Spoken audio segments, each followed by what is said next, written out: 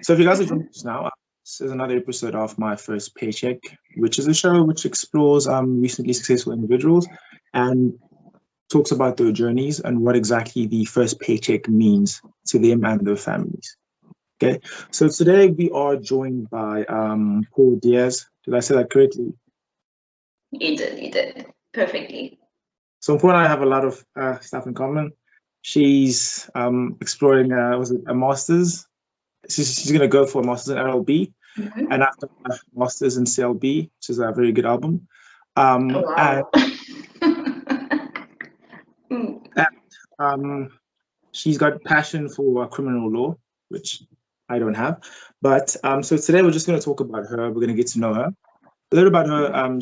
She matriculated 2016, so she's like technically a 2000, but that's not the focus for today. Mpho, all right.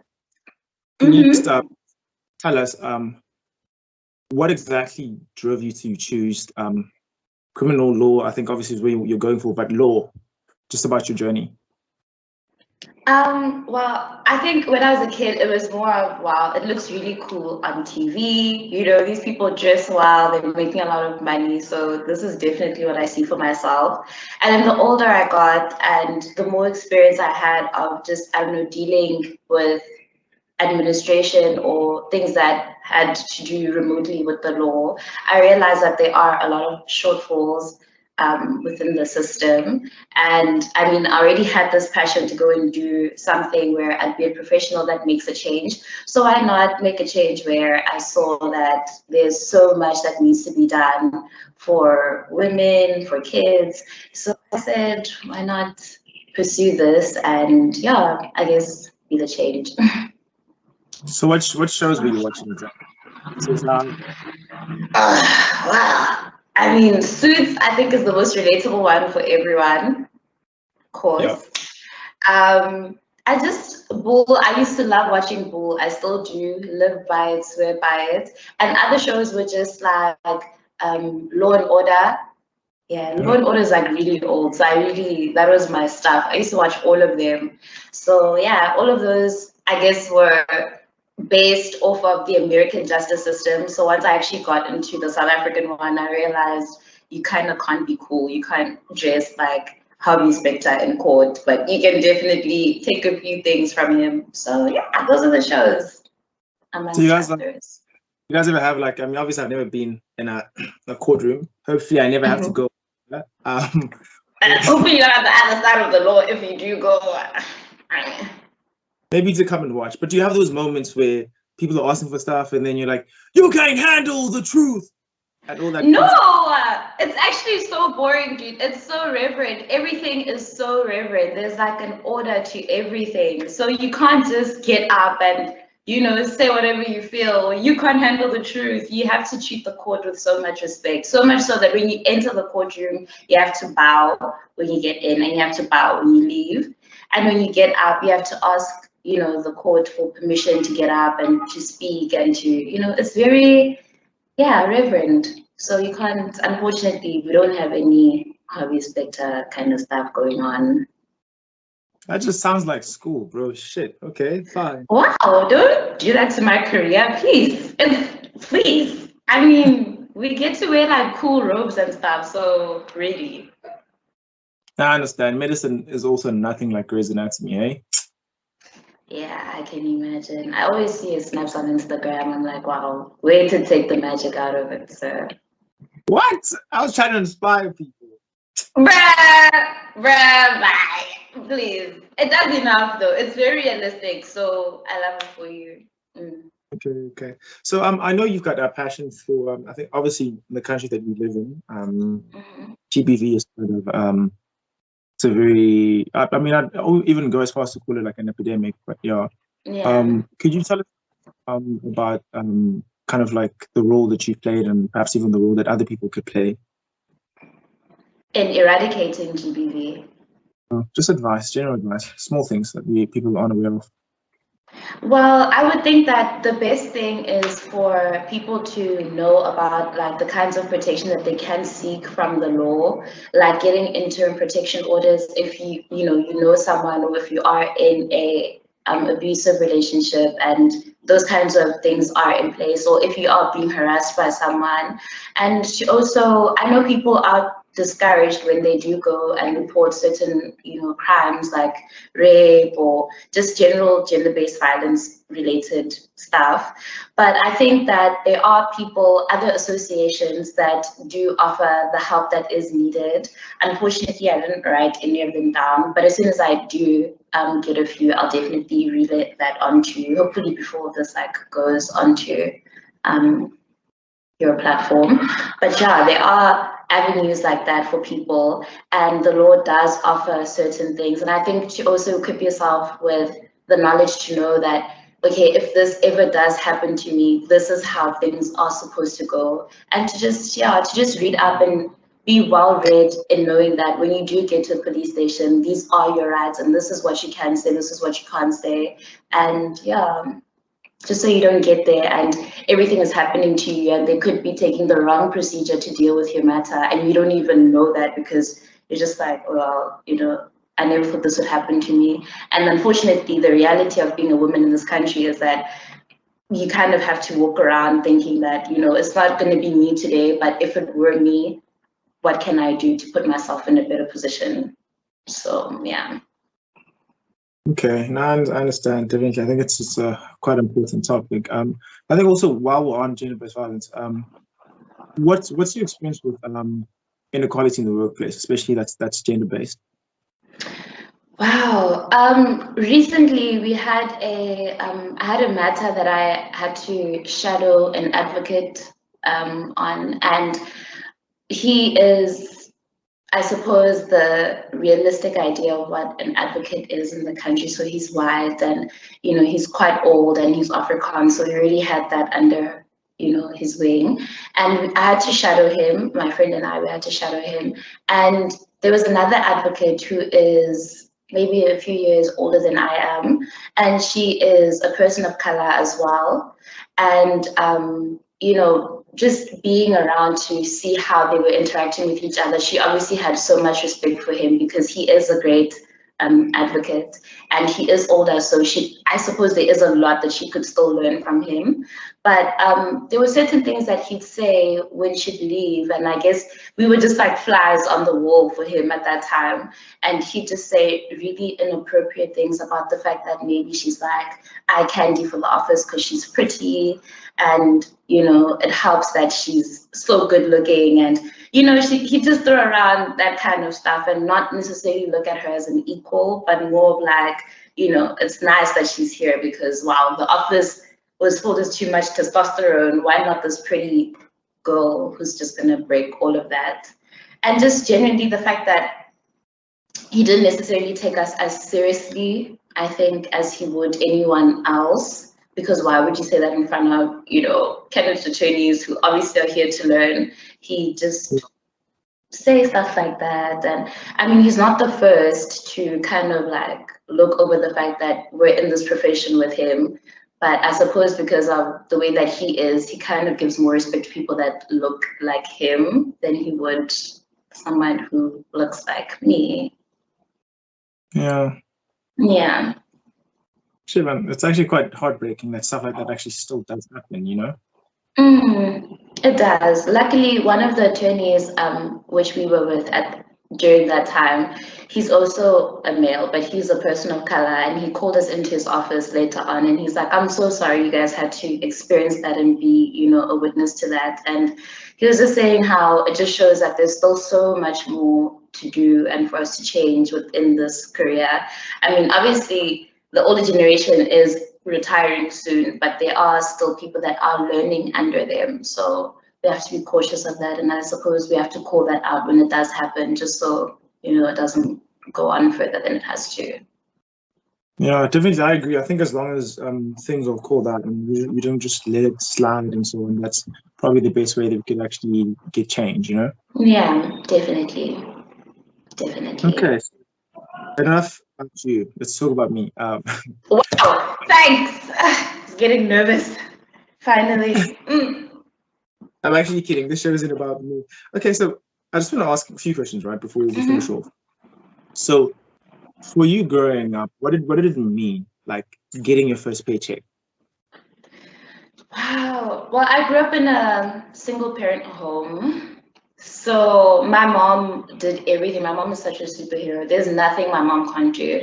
So when it was my turn to finally be the person who like can make things happen at home, it felt great. It felt like such a relief. And my mom isn't like, she doesn't have the black tax thing in her mind. She was just like, this is your first paycheck. Use your money on you, everything you want. But obviously, when you grow up with a good family, you know better than to just make everything about you. So where I can, I try and help my mom like as much as I can. So whenever she needs something, she just needs to hit me up a month in advance because it's still a bit tight. But I try and make sure that whenever she needs something, that I'm the person that she can come to.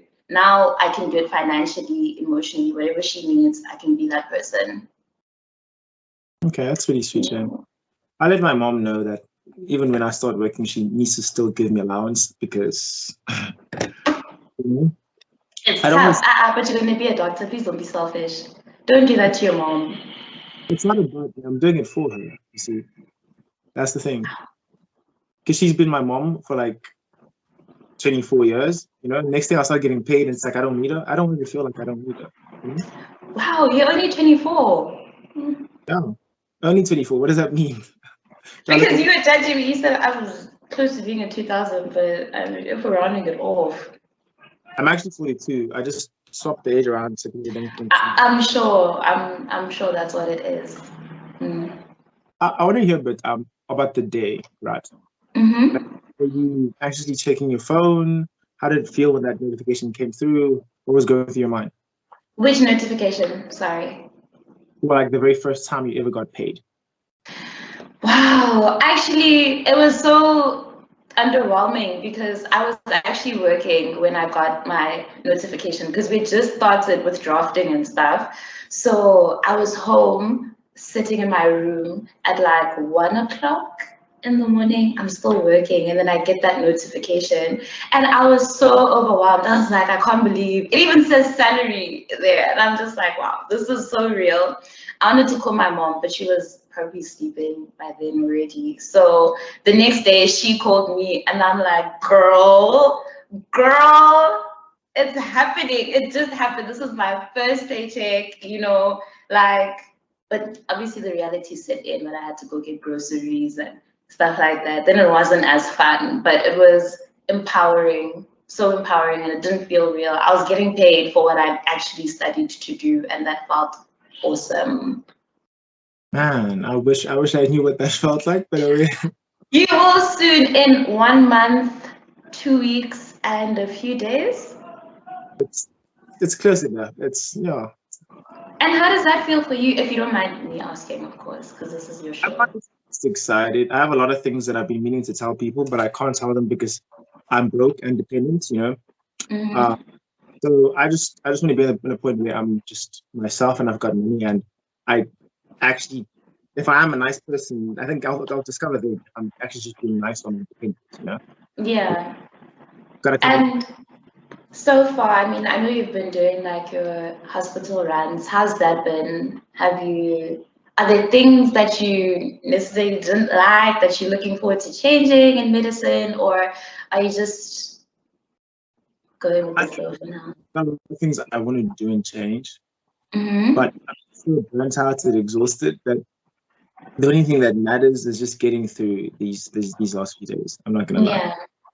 That's literally just the number. But I'm sure I'll make a change once I'm in a happy space and I can think properly, you know? Yeah. Are you gonna take like a bit of a gap year before you start working permanently? I'm broke. This is okay. the Okay. same the same with straight in, you know? Okay, so I just want to ask just one last question. Sure. If you were to talk to, let's say, a little girl or little boy, somewhere in high school or so on, thinking about becoming what you have become, what advice would you give them? Wow, that's such a loaded question. And I think I always say that I have a loaded answer for that. But if I were to speak to someone who was younger and who wanted to go into my profession, I'd definitely tell them that, like, obviously hard work is number one. I don't think there's anything that you can be great at if you don't apply yourself the way that you need to. But to also stay true to yourself throughout the entire journey, and to always remind yourself that you do deserve to be in the spaces that you are because you worked hard to be there. And imposter syndrome is a real thing. So every time you achieve something, you always have to be cheering for yourself the loudest, because it gets to a point sometimes where it feels like everything is against you, everyone is against you, and it's just you. So you have to really be the loudest voice in your mind and convince yourself all the time that you've got this, you worked hard to be here, it's yours, and it'll continue to be yours. And to always stay humble and grateful, because the same way that you got this great opportunity is the same way things can be taken away from you. So always be grateful, always be humble, always notice people. You never know how much someone can do for you. The security guard that you meet one day in court, or the ladies who clean up in the office or wherever. It's so important to be kind to people. You never know what they could do for you in return. It's always great to be kind to people as well. And I think to stay focused and to just enjoy the ride as well. In varsity, wow, I used to be super stressed all the time. I didn't want to go out. I didn't want to have fun with my friends. I didn't want to take a break from school, because ultimately felt like, oh, if something bad happens, it would mean it's on me because I chose myself and to enjoy the moments. But the moments that I did take myself away from my studies and started living life a bit more, I realized that there was so much more to life than that one aspect. And I started enjoying it a bit more. And I started enjoying school a bit more because I had other escapes and it wasn't just that one thing. So I know there's like so many points in that, but I think all of those things just rope together into one thing, just to say, be present, work hard, and stay believing in yourself.